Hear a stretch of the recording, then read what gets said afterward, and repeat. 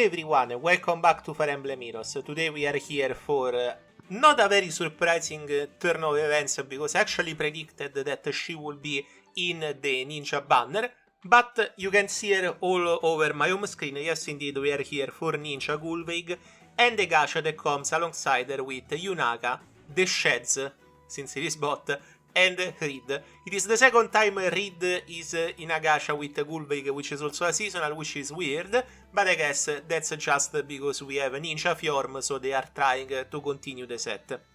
Anyway, before we get into the gacha, remember, if you want to support the channel, you can always join as a member, a lodge supporter, or you can leave a super thanks with a donation of your choosing below your favorite Ante-Lodge video. When it comes to Fire Emblem, we have quite an array of videos every month, ranging from the stories of Shadows and obviously Heroes, and also showcases and forging bonds. That's what you can expect for Fire Emblem. I have kept a consistent streak for over 4 or 5 years now, I don't even remember, so hopefully it will continue like that. I also have already a new showcase planned. It is for Entwined Ash. It is actually already prepared to go, but I will probably do GULLVEIG first, since it is GULLVEIG, which is my favorite character from my favorite book, with all the other favorite characters that are all basically her in different points of time. So it is quite the character for me for sure. We have 149 orbs.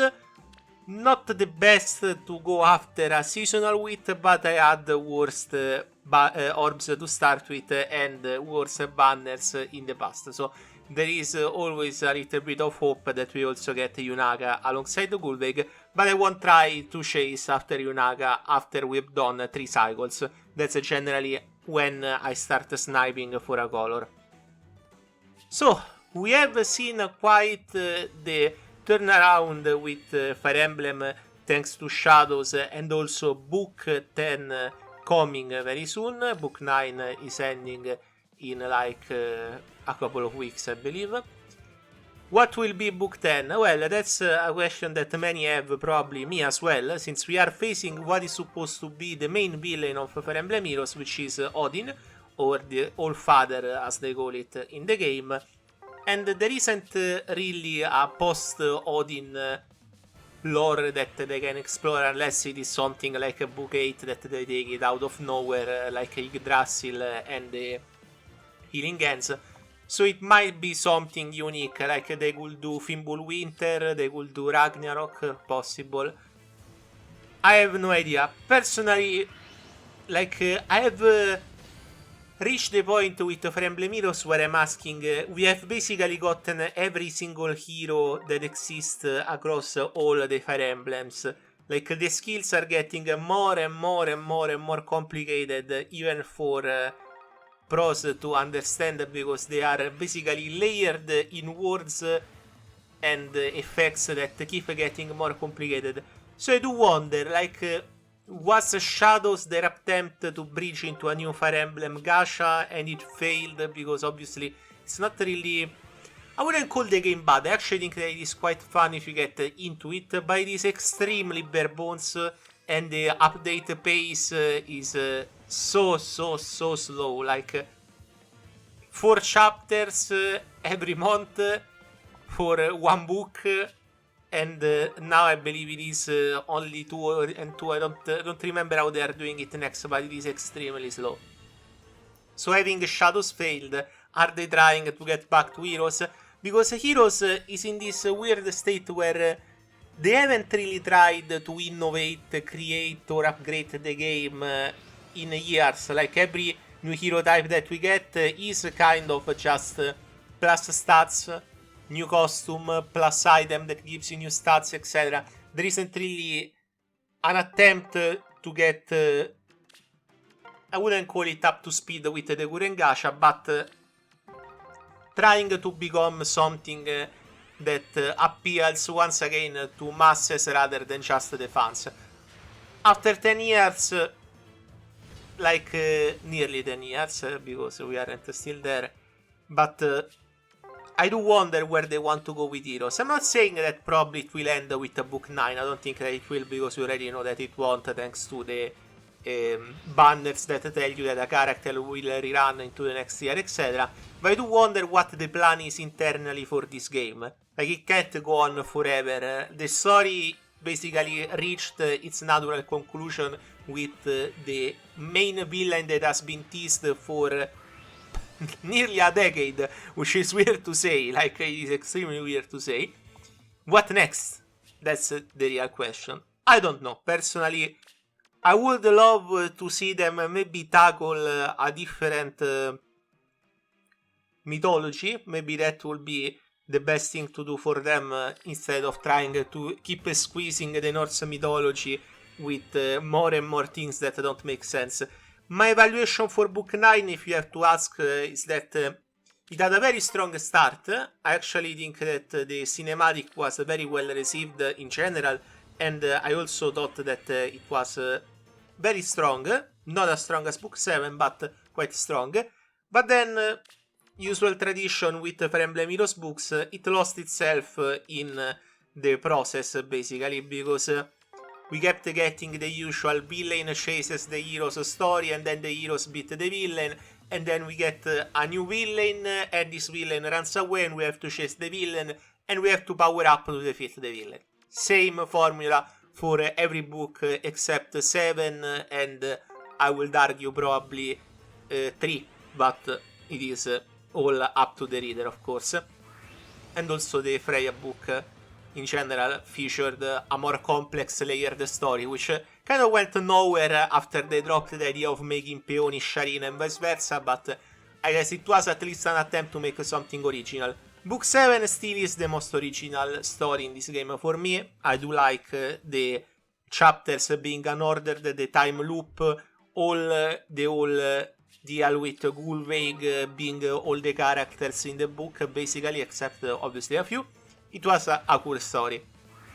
So would hope that Book 9 at least features some kind of interesting twist at the end. Will be probably the only way to redeem it, but when Book 6 did it by killing Bruno, I thought to myself, like, we had Bruno for so many years, and his great role after so many years is dying to save Veronica, which is cool.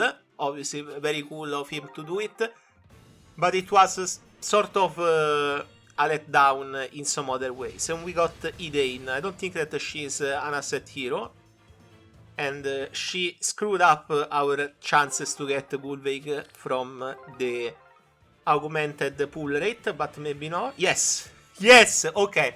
I just said it, and here she is. Obviously, Gullveig knows when she has to come, and here she is. It is Gullveig and Kvasir. We have Seider and Heider, and Gullveig and Seider. So this is the second Gullveig duo in the game, which marks a first for seasonal duos. Obviously we have Mart and his sister and Mart and Sida, but the second Mart isn't a seasonal duo, is anniversary themed, which is also legendary, mythical, and emblem banner, I believe, which is quite cool. I got that Mart, by the way. There is also a showcase. So this Gullveig obviously will have a showcase. New style of showcases won't be as in-depth as before, but I pretty much know how Gullveig works by now. Player face character can act up to 3 times per turn. The duo probably will give her an extra action. And this one, from what I've read yesterday, also has a lot of true damage, damage reduction, which is the one in percentage, so not true. And also this newbie skill, which is actually quite insane because it denies HP recovery, which is one of the main weaknesses of the old Gullveigs, because they denied your Assassin Strike, so they always started with full HP, then the lower damage, you couldn't kill them, and they kill you back. So this will be an interesting character to see in action. Obviously it is a bit weird that we have 2 heroes, colorless tome, back to back, like we have Ninja Gullveig and we have Halloween Freya. Very interesting for sure. I don't mind running both of them together. Like for now, if you were to look at my main team, we will probably replace Heider with the new Gullveig, because so we have Summer goes here, then we put the new one right here, and we also do the interact with allies, summon a support. Obviously it is the same character, so she won't mind if I support her like this. Very cool. This actually will help me a lot also in story videos, since I had an hard time, let me tell you, in clearing Nightmare mode with Book 17 until Freya came along, because the new enemy phase heroes are just insane for Summer Gullveig to handle, so now at least we have something to work with. Anyway, very nice, very happy to have gotten her, but I had faith. Like, she's my favorite character, so obviously she will come. Your question will be, when is the next gacha? So, let's think it about a little. For Christmas, I expect Engage and Three Houses again. Probably Christmas is their moneymaker for those kind of games. And then we will have book 10, yes. Okay, I keep confusing if it is 9 or 10, it is 10, yes. And hopefully book 10 will be interesting. Probably we'll try and get the original character +1 if it is. If it is not, then we will go directly to Christmas. And then also the anniversary and everything that comes with it. Hopefully they do something cool for such a milestone for Fire Emblem Heroes, like beating the main villain after a decade, 10 years. Like, usually I would expect it to be interesting, but we'll see. Like, the Choose Your Legends maybe will be special, who knows, we will see. Anyway, thank you much for watching, my friends. Remember to smash that like or subscribe button if you want to support the channel more. Remember to use the super thanks feature to leave a comment with the donation you are choosing below your favorite Anti-Lodge video, or join as a Lodge supporter by paying a monthly fee with emotes that you can use. The more members we get, the more emotes I will add. For now, this is it. What awaits you in the near future is probably Shadows and the Gullveig showcase. I think Shadows might get an update on Monday or Friday, tomorrow.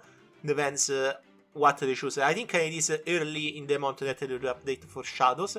And then after that, we'll probably look Forging Bonds on the 17th, I believe, should be, with the finale of Book 9. So probably I will prioritize the finale of Book 9 and then do the Forging Bonds. That's generally how I do with the book finales. I don't expect there to be any crazy release in terms of Forging Bonds. Probably Three Houses or Engage in terms of new heroes. And we are in the backlog of the backlog for both series. So I don't expect anyone crazy that you might want to see the Forging Bonds immediately. Still, it will be in that same week. Anyway, thank you very much, best of luck to your own pools, and I will see you next time. Bye, my friends.